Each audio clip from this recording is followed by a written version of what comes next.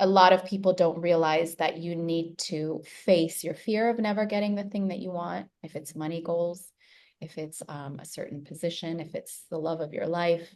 And that's not easy because we're taught to avoid any uncomfortable feelings. So also making peace with actually getting what you want, because as you're taking action in life, a lot of people are like terrified of actually becoming successful or achieving what they want, and so they kind of dig their heels in unconsciously and they self-sabotage, which is, I hate that term because it has such a negative connotation. It's just a form of protection. It's just a defense mechanism. Welcome to Making Change with Your Money, a podcast that highlights the stories and strategies of women who experienced a big life transition and overcame challenges as they redefined financial success for themselves. Now here's your host, certified financial planner, Laura Rotter.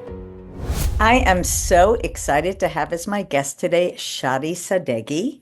Shadi is a certified life coach in Jungian psychology and an emotion code practitioner with over 15 years of personal development experience.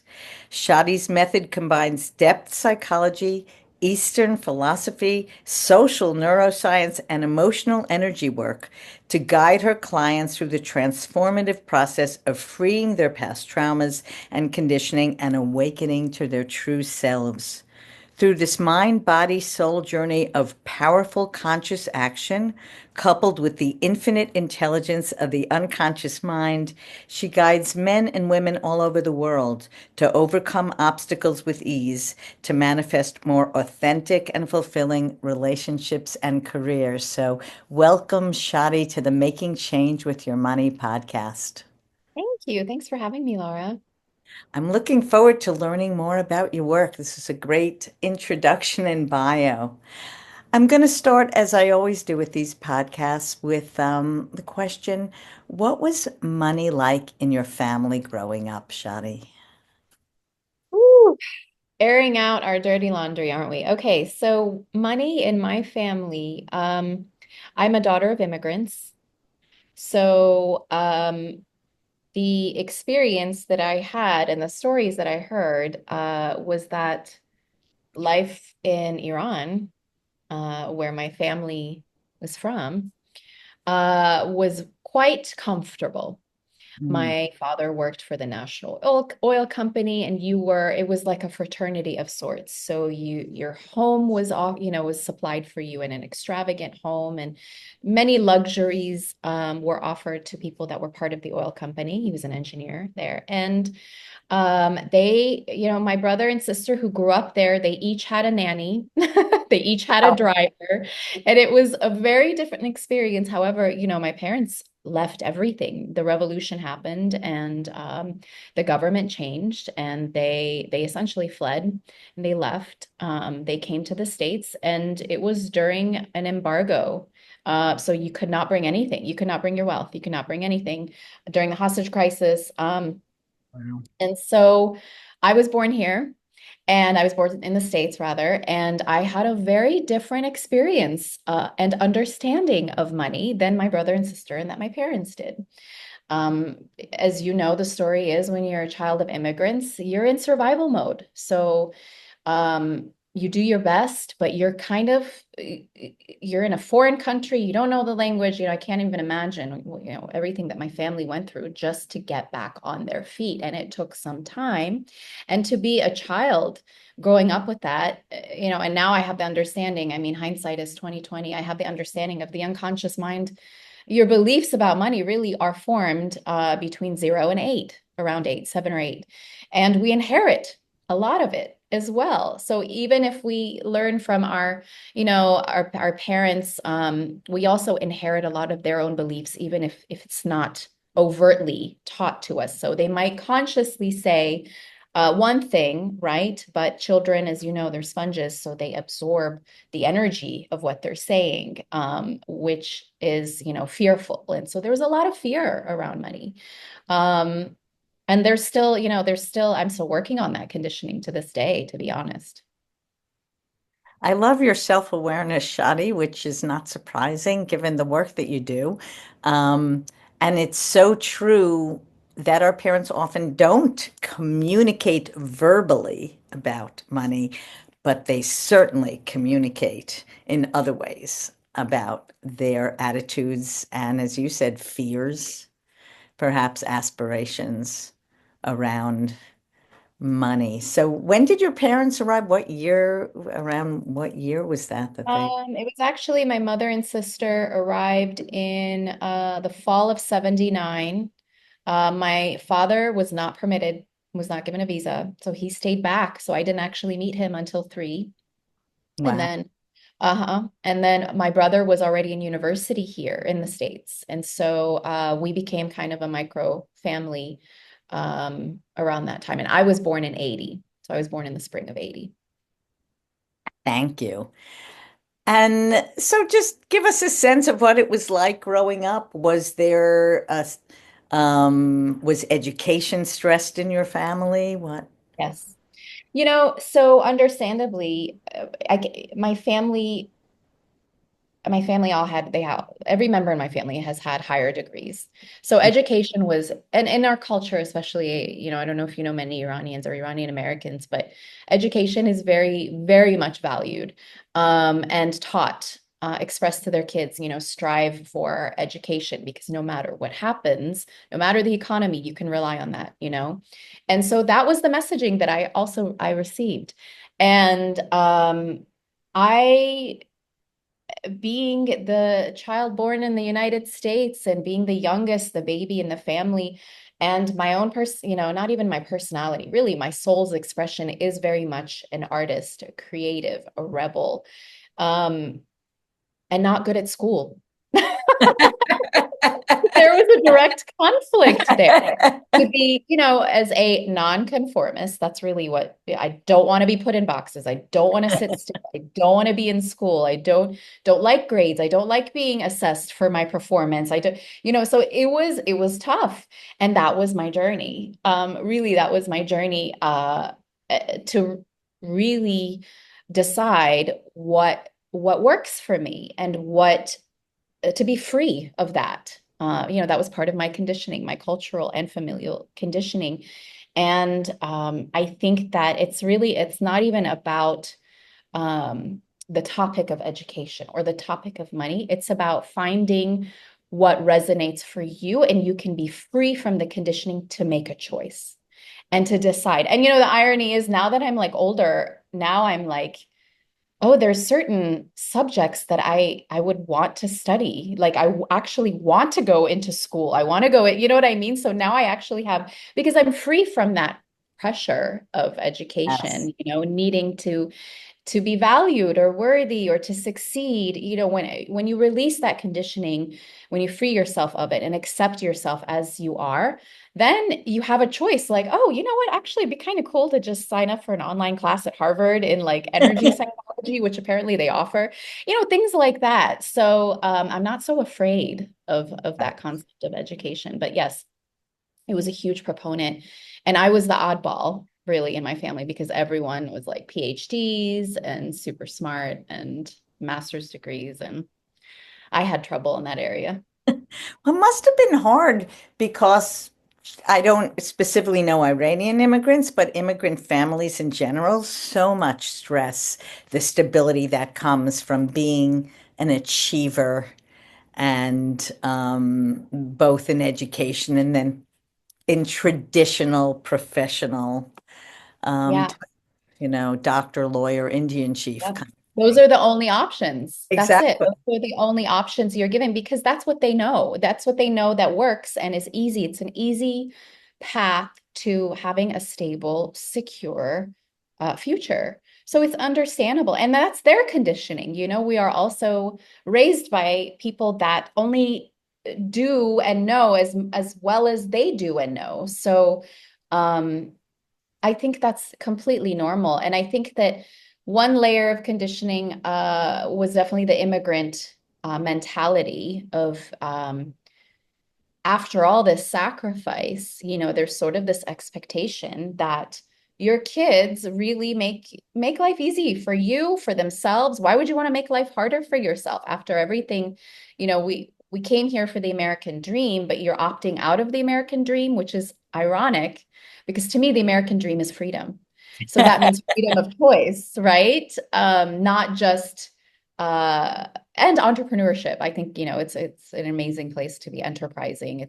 You don't even need to be a citizen to register for an LLC, but we're not, but that's risky, Yes, right? And so when an immigrant has immigrated, they're risk averse. They're like, no, no, no, I need my kids to be safe. I need them to have a secure and stable future. And looking around, you know what? Doctors do really well, engineers do really well, dentists do really well, lawyers do really well. That's your path. Go for exactly. it. Like, her? So what was your path and how Oh, did you negotiate that with your family? my path was like a maze. It was like all over. It was all over. God bless them. God bless them for their patience. To this day, even because I've been only recently on an entrepreneurship journey. And I think, and plus on top of that, this woo-woo stuff that I do and working with the mind, and Yes. that challenges their beliefs so much. So God bless their patience, and support really for me, to pursue this path. But I, because those were the only options presented to me, I was like, okay, I want to be a doctor. Nope. Okay, I want to be a lawyer. Nope. I went down. So I kind of learned by trial and error. And I did, and I was like, nope. And I had, I was like, okay, well, what do I like? Okay, I really like traveling. So let me find something where I can do international work. So then I got into international business, and it was for a very prestigious organization, the second largest employer in Washington, D.C., a Hmm. children's hospital, a place with a mission. And so that made it more digestible. You know what I mean? Like, okay, this is going to be my career. This is what I'm going to do. And nope, that wasn't it either. And I think that's life, and I think that that's life. And I think one of the biggest lies we're sold is that number one, you're supposed to know what your profession is at age 17, 18. You're supposed to know what you want to be for the rest of your life. That's absurd because most people don't even know who they are at 17, 18, let alone at 50, right? And number two, I think it's another lie that we're sold that you're supposed to only have one career. We're dynamic. We're human beings. We're dynamic. We have multiple interests. We have multiple passions. Um, and really, that's the whole point of life is to figure out how to express ourselves through our profession. It's so true. I have a quote up on the wall. I have many quotes up on the wall in my closet, and one of them is that we are raised to believe life is a chessboard. Like you have the strategy and you plan out the moves, but life is more like a painting that just develops over time.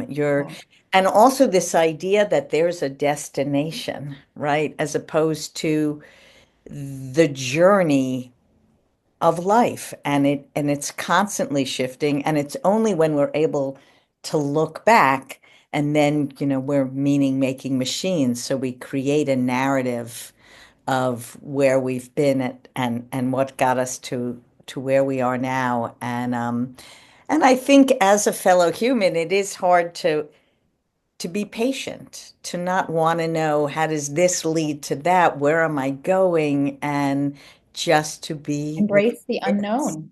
Yeah. Exactly. Embrace the unknown. And I think that, like, a lot of clients have come to me because they had achieved so much and they did follow that, strategic map their whole lives. And they're like, I'm not fulfilled. Like, why am I not satisfied? It's because their whole lives we've been conditioned to believe that there's some arrival point, there's some destination, and that there's a moment that even through all that success, like they don't feel like they've arrived. Or for so many women, I'm sure you understand, women that hold high positions, leadership positions, they still feel like an imposter. And that's all related to this like endless carrot chasing. That's just not this experience, the human experience.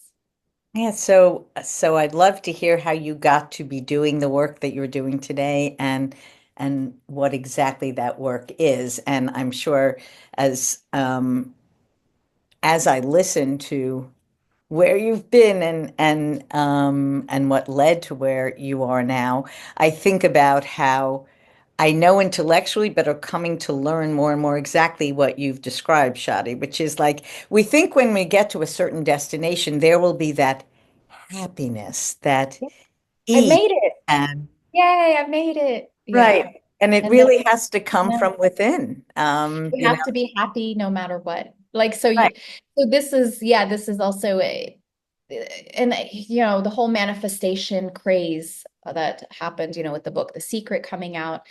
That's kind of also, it's been warped by this really conditioned mentality of chasing the carrot. So like the whole secret to manifestation really is that you need to be okay with never getting the thing you want. Meaning it's an emotional peacemaking within yourself. And on the flip side, which so many people also have a fear of actually getting what they want. So it's both. Love So that. like that is, I know I'm diving right in and I'll come back to your question, but I felt like the need to share this because that topic, hashtag manifestation, right? It's such a hot topic right now. Yes. Um, a lot of people don't realize that you need to face your fear of never getting the thing that you want, if it's money goals, if it's a certain position, if it's the love of your life. And that's not easy because we're taught to avoid any uncomfortable feelings. So also making peace with actually getting what you want, because as you're taking action in life, a lot of people are like terrified of actually becoming successful or achieving what they want, and so they kind of dig their heels in unconsciously and they self-sabotage, which is, I hate that term because it has such a negative connotation. It's just a form of protection. It's just a defense Yeah. mechanism, or they avoid, or they feel a sense of lack of motivation, or they develop an illness even without realizing it. And it's really because they're just like, oh, it's terrifying because it requires a complete identity change when you become successful. So it's both. Anyway, I'm sorry, I forgot your question. Well, where we left off, you were Oh, yeah, my journey. talking your immigrant parents. And Ex then, yes, the international business thing. How did I get into coaching? So I came across a webinar about finding your soulmate because I was in my mid 30s at that point. And to me, I didn't just want to get married for the sake of getting married. As you know, I was sort of a rebel and I'm, non-conventional, not very conventional my whole life. And so I didn't just want to, check the tick, I'm married, I moved to the suburbs, 2.5 kids. That story, it just felt, it didn't feel mine. It just felt like something that people are telling you that you need to do. You must And have gotten a lot of pressure from parents and family if you're, you know, not in a relationship as a woman in your mid 30s must have been uncomfortable. and I didn't get pressure because I was putting so much pressure on myself. Laura, I probably could write a novel. I've been on at least 1,000 dates because I had been on so many dates. I was putting myself out there. I was doing all the things to find a partner. Um, and meanwhile, society doesn't help with this, subliminal, the clock is ticking messaging, and that adds more pressure. So my family, thank God, they wanted to help. They're like, maybe we can set you up. Maybe there's so, and they Right. didn't put pressure on me because I was already putting so much pressure on myself. So I came across this webinar from my former mentors who started this university. Essentially, I believe it's the only university that is based on Jungian psychology and coaching. So it's certified, it's accredited. And they talked about the unconscious mind. And I was like, wait, what? And the unconscious mind is really what's driving everything. Your results, your patterns, your behaviors, your feelings, your thoughts, your actions. Um, and I was like, what is this? And I had taken a few psychology courses and I had read a little bit about it, but I didn't know who Carl Jung was. I didn't understand what depth psychology was. I mean, Jungian psychology is played down a lot in modern, in modern psychology in schools. I mean, it's because it incorporates a lot of spirituality into his work. And um, so I started to get coached essentially. And at the time I didn't realize it, but this path, and this is the path that I take my clients on, is taking clients through the path of individuation. So you become individuated from your conditioning. You release your conditioning, you unlearn it essentially so that you are free to consciously create the life that you desire and become your true self, essentially. The path of individuation is the Western approach to enlightenment. And so it is no easy feat. So I Right. was signing up for, I was signing up for a program to find my soulmate and figure out why am I getting in my own way. But essentially, it triggered and activated the path to my own awakening, essentially. And I was ready, clearly. And so it's like you sign up to find your soulmate, but really you find yourself. And As that your was soulmate. what's that? Yourself as your soulmate. Yeah. Yeah. Exactly. And so through that process, I began to learn about it and I became fascinated and obsessed really with how the mind works and how we create our reality and how we're manifesting everything all the time and that everything is an opportunity to understand yourself deeper and to grow. And then I started to understand that, wait, it's you're working with a lot of emotions and emotions are energy. It's so everything is energy. So then it just I evolved through the process and I learned about the emotion code and energy work. What is energy? What does that mean? And I became more recently certified in the energy work. And so I have folded it into, oh, sorry, I forgot to mention, I got certified as a coach as well. So as I was learning about the mind, I was like, I want to know how my mind works. So I became certified, never thinking ever that I would become a coach.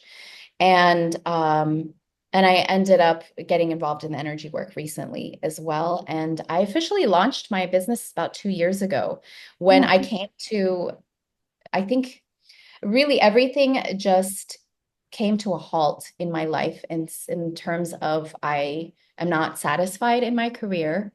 I don't see myself working for somebody else or in corporate world anymore. And I think it was like I just need a drastic change. So I took let a me year. just interrupt quickly. So you were all this time while you did the coaching and everything, you were still working at that job Yeah, and I was still working in DC, very, very powerful city. It's the capital. So, um, I had a huge life. I mean, I had an amazing life, but I felt like I outgrew everything. I outgrew the city, I outgrew the job, and my heart wanted more, my soul wanted more.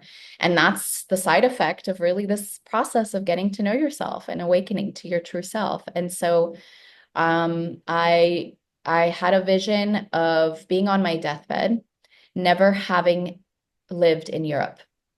And I was so sad. And I was like, I literally have nothing holding me back. I don't have a mortgage. I don't have kids. Um, and I bought a one-way ticket to Italy. So I quit my job and I bought a one-way ticket to Italy because that was the vision I saw. I saw the Italian Riviera, the mountains and the Liculo, Cinque Terre. Like that's what I saw. And I had no plan. And I was very type A, all about planning and doing things right. And it was an open-ended trip. And I was like, I'm just going to lean into this whole, my intuition, and see where it takes me. And I did that. I did 10 countries for 10 months. I And just want to stop you just financially. How did you know you had so the I had savings that was meant to be for a house. ah So that's what I used. I was like, I'm going to take a chance on myself.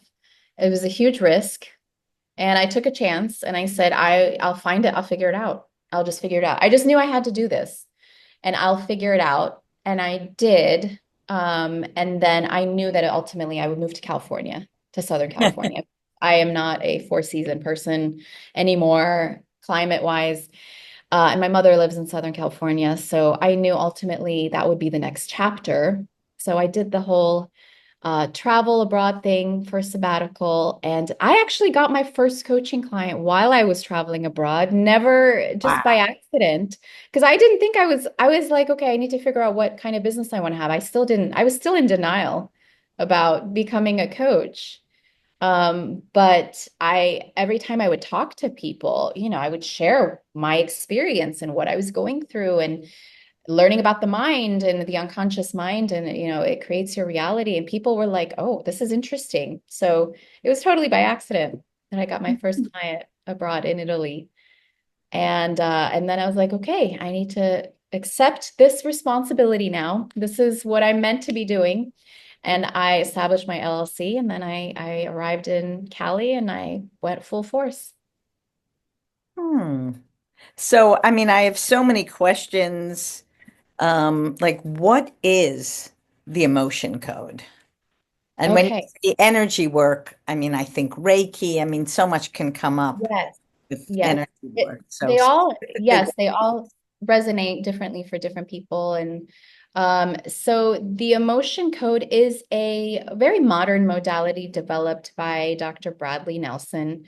And it incorporates a lot of Chinese medicine, actually, traditional Chinese medicine, because it's based on the belief that the body has the natural capacity to heal. So it has a divine intelligence within it. However, over time, and as we inherit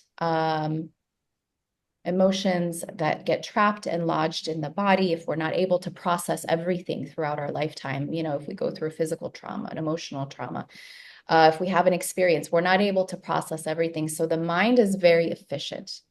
The mind is like a computer. It's efficient. It says, I'm just going to put that on hold, this grief, from this heartbreak. I'm going to put it on hold. I'll come back to it later.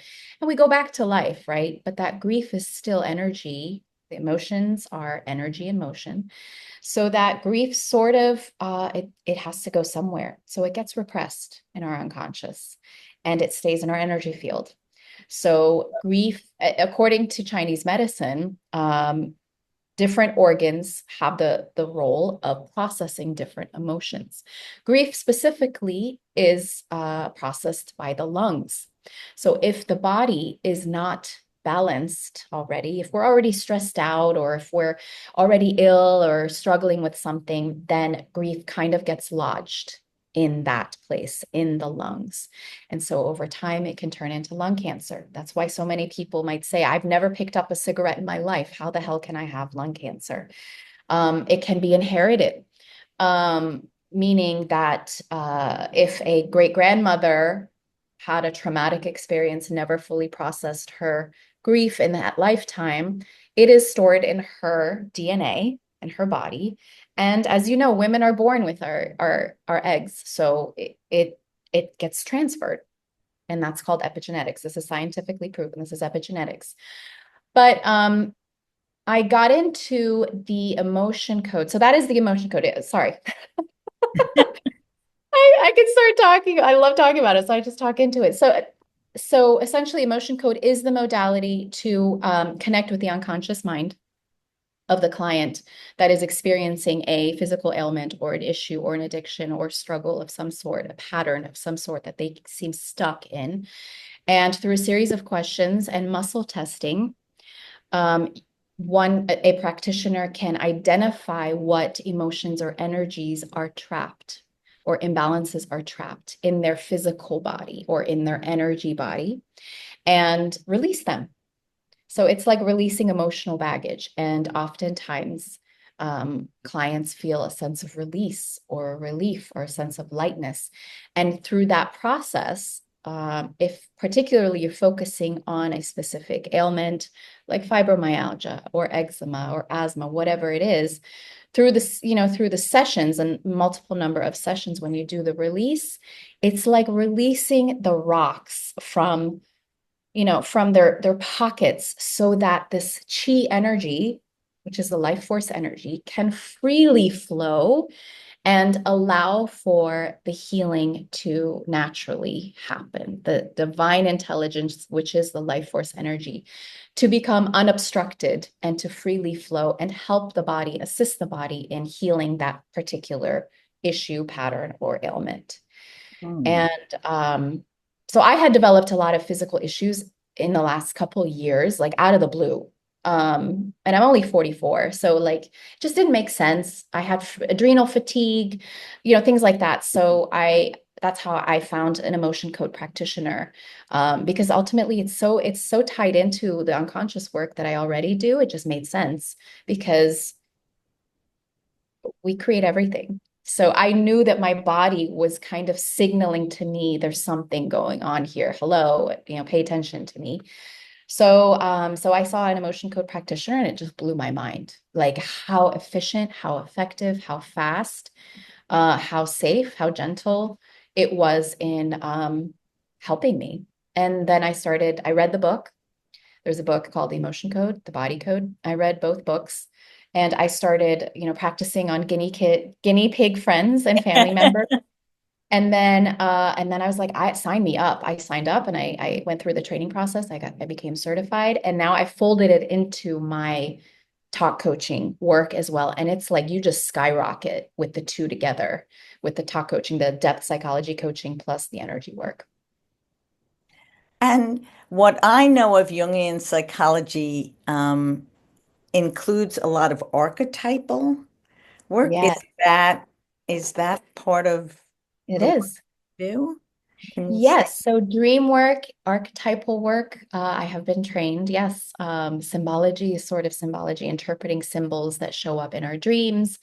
Archetypal work is essentially the second phase of this path of individuation that Jung developed. The first phase is shadow work.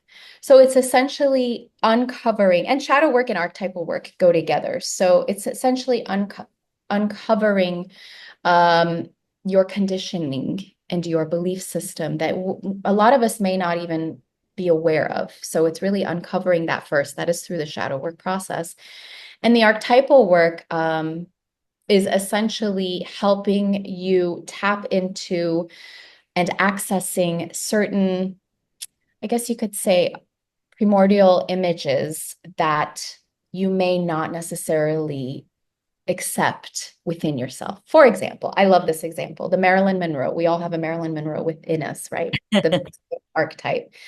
And so, depending on how one is raised or conditioned, they may have repressed that side of themselves, the very, sexy, alluring, uh, desirous aspect, right, of themselves. And this is in men as well, in all of us. So these archetypes are these characters. I mean, archetypal work is actually incorporated in writing. If there's screenwriters in the entertainment industry, like filmmakers, screenwriters, use archetypes for character development. So according to Jungian psychology, the archetype patterns are alive and well in all of us. There are archetypes within all of us. And so a lot of them we identify with consciously. And a lot of them, like the Marilyn Monroe, we have been conditioned that it's not okay to be that sexy. It's not okay to be rebellious and impulsive, right? And so we have repressed it. But what happens is that that is still part of us. That energy is still active and alive. And, it could help us create and express ourselves, maybe. And if it is repressed, if it has been rejected or denied, then we can't access that creative power. And by releasing it, by making the unconscious conscious, it allows you to choose whether do I want to be sexy? Do I want to wear the leopard print? Do I want to wear the red lipstick? Do I want to bring out the Marilyn Monroe in me? Whereas if we repress it, if we push it away, if we've been taught to, which most women have, then we tend to judge others as well. Too. That's how you know we Yeah. judge others that are very, oh, she's so slutty, or, we shame others, So that's how you know that that archetype, that pattern, is very much alive and well and active in you. It's just repressed. And so it still shows up through life experiences because we're trying to push it away, but it really just wants to be free. Does that make sense? Yes. It's a hard concept to even talk about and explain.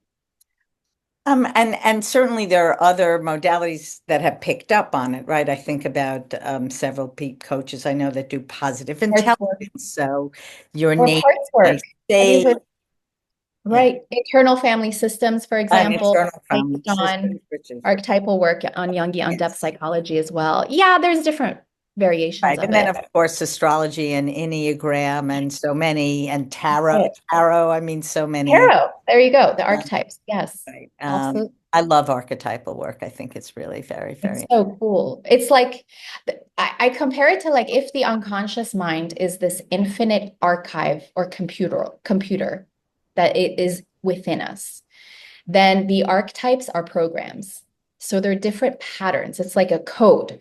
They're different codes. Like they're characteristics that are associated with each archetype. So there's certain codes that are associated with each archetype, like the trickster, like the queen, like the mother. Mothers are nurturing, they're very loving and supportive, right? That's the code.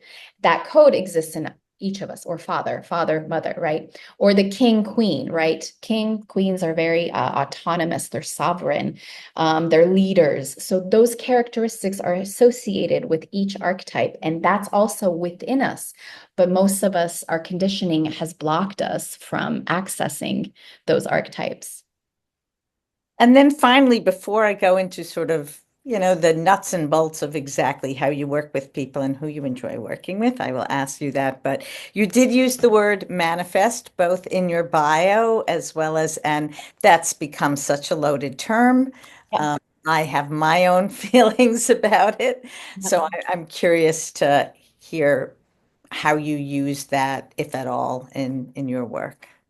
I don't, I'll be honest, it's a marketing tactic. Okay.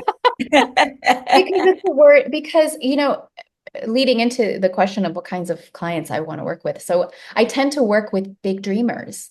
So the dreamers that know there's more to life than just punching in my time card and just doing what is expected of me, right? So they typically tend to be drawn to manifestation principles. And the truth is that we're creators. We are creating at all times. We are creating everything. The home that you live in, you created that. There's a certain thought, feeling, and behavior and action that led to you finding that home that you live in, or the place that you live in. So we're either conscious of it or we're unconscious to it. So, with the relationship patterns, like for myself that I was describing, I was creating those experiences. And what I love about this work, the Jungian coaching work that I do, is that everything becomes training ground for you to evolve and and understand yourself better so that you can actually manifest or create what you want that is more aligned with your soul, with your true self. So if you're in a job that if you have a horrible boss, for example, your soul has created that experience because that conflict with that boss is really inviting you to look inward at what is this triggering in me? Because it's triggering an emotion and a thought and a belief that we have either adopted when we were very little or we inherited about authority or about leadership, for example, or how one can express themselves. So if you have a boss who is always taking the spotlight and is always speaking over you, not really letting you speak, it's because those characteristics are repressed, rejected, or denied within yourself. So that experience, your soul is saying, hey, look at that mirror, that's in you. But you need to make peace with that part of you, those characteristics that you're judging so harshly in that other person. That's in you. It wants to be freed. And so I take them, that's the shadow work process, essentially taking someone through integrating those aspects within themselves that were pushed away a long time ago. And it could be leadership aspects. It could be speaking up. It could be asking for what you want, which you're seeing in this other person. And you're like, God, they're just they're so bossy, right?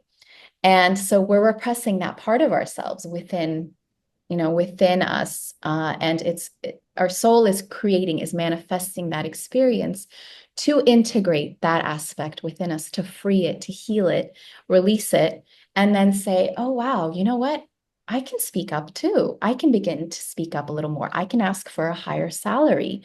I can maybe tell my boss, like, I would like to add something to this conversation, So you're reclaiming that part of yourself that we tend to project onto others. Interesting. Still conflicted about the Manifestation. that your soul has created it, because I definitely Yeah. do believe that we we learn from challenges in ourselves, Yeah. challenges outside ourselves, and we certainly do project things onto others that we often dislike about ourselves. It's its own. Mhm. To me, though, I do see myself as a co-creator with the universe, so perhaps the universe has created this experience for me to learn from, as opposed to I. So I see that as one and the same Okay.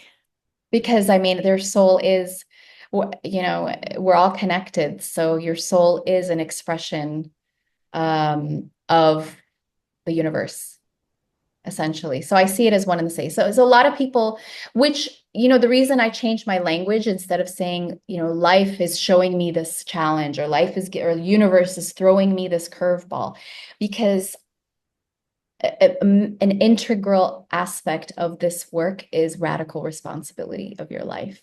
And Um, so when you are putting the power to change your life or create something you want in the universe, we think it's outside of ourselves.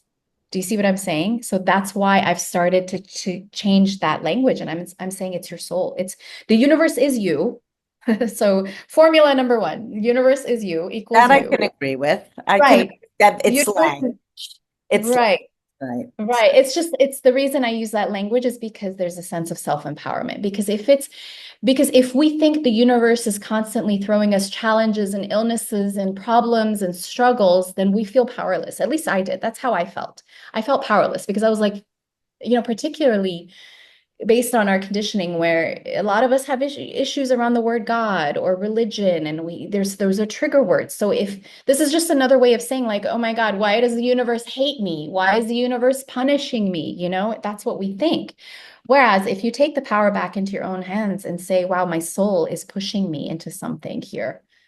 Where's the lesson here? What is this? It's my soul. My soul wants me to become my greatest self, to expand into my true self. So that's how at least that's what helped me. And that's what I help my clients with. That does help me. I think, there's many things in life that seem to contradict. I mean, life is a contradiction often. Yeah. So Yeah. I like how you said radical responsibility. I think one can assume that without changing the language, and I see where you're coming from. That Whatever works. And that part doesn't really matter. Yeah, So whatever you works. said, Shadi, you work with big dreamers. Would you say dreamers and seekers?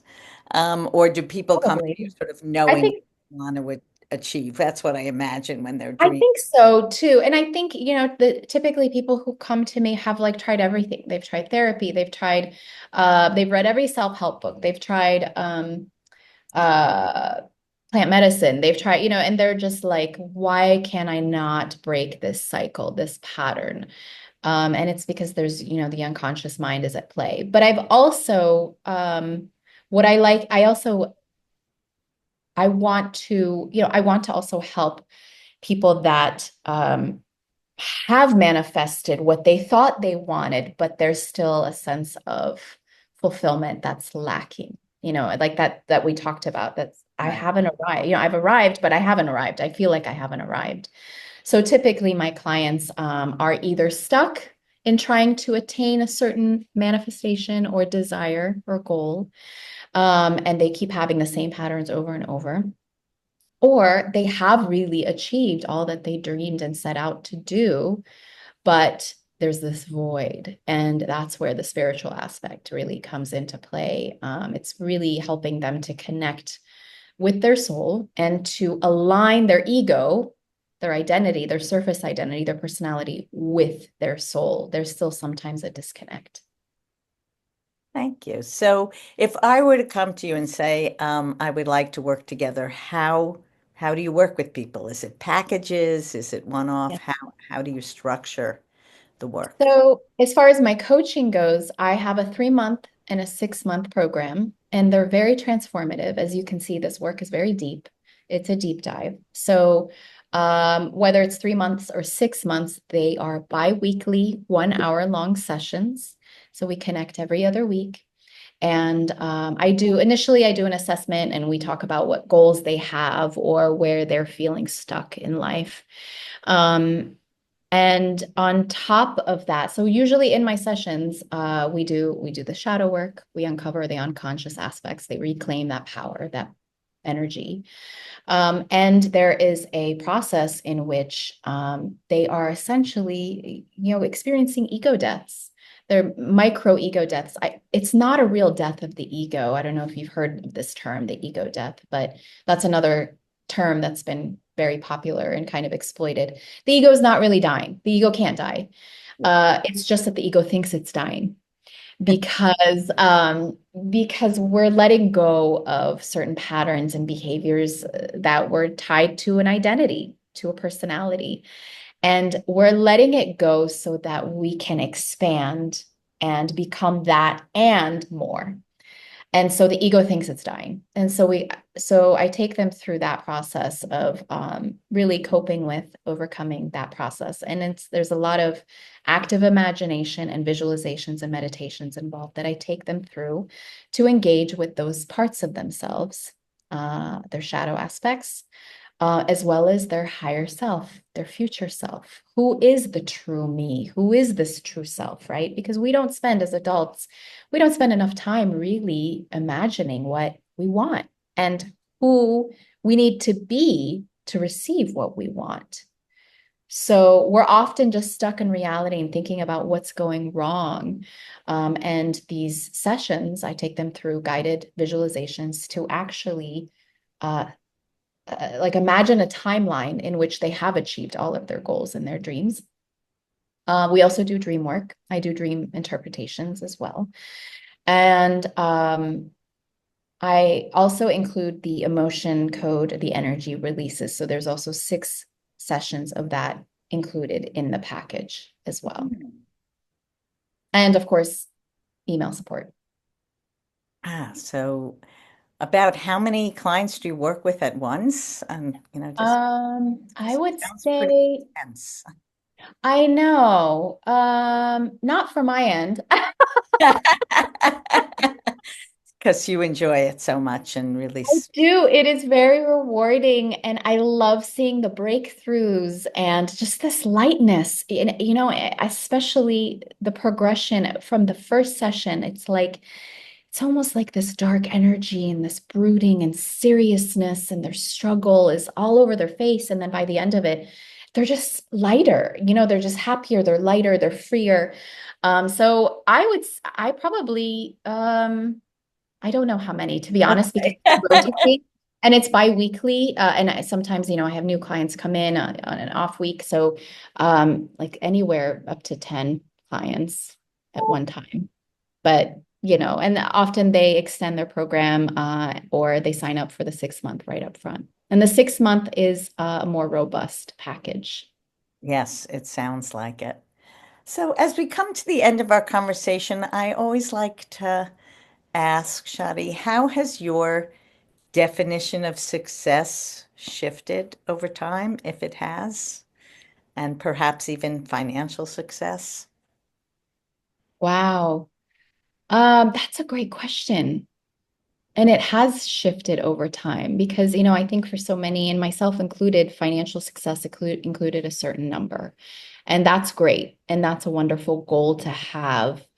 But success is in the journey to get there because oftentimes nobody even leaves the couch or you know what I mean?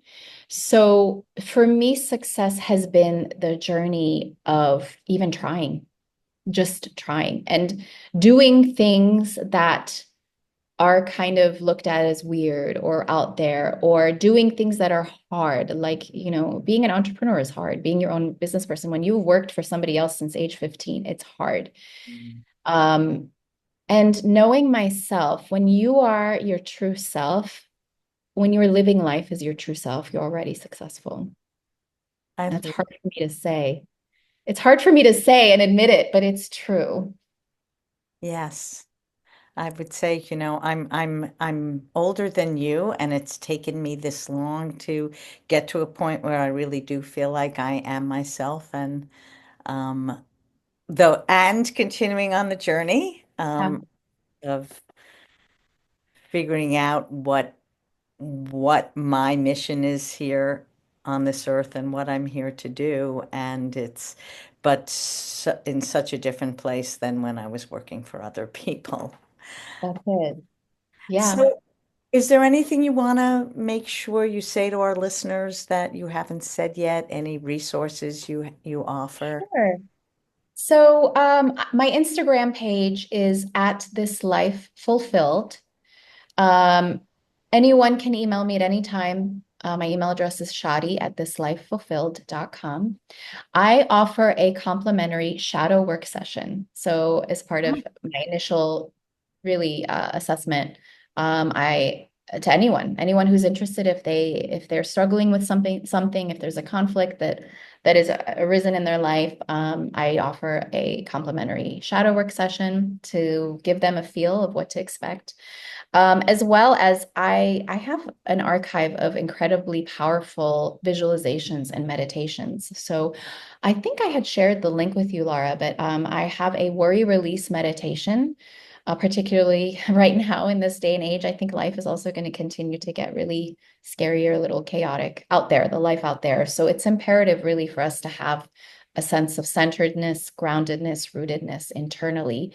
And my meditations help with that. So, worry release meditation, if someone emails me, if they reach out to me on Instagram, happy to offer that for free.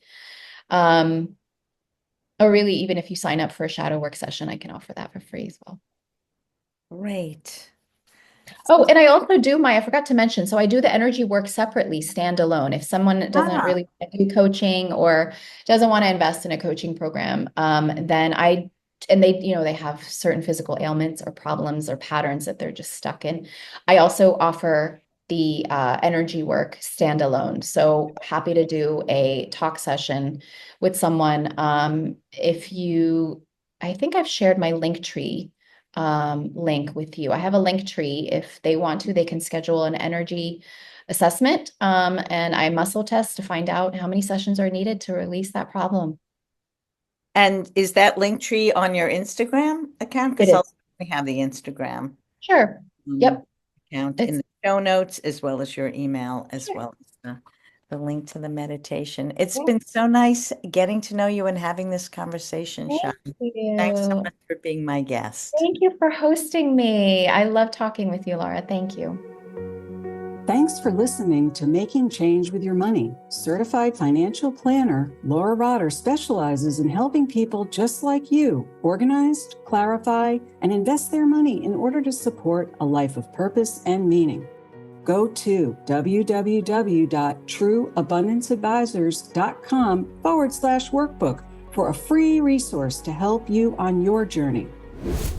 Disclaimer, please remember that the information shared by this podcast does not constitute accounting, legal, tax, investment, or financial advice. It's for information purposes only. You should seek appropriate professional advice for your specific information.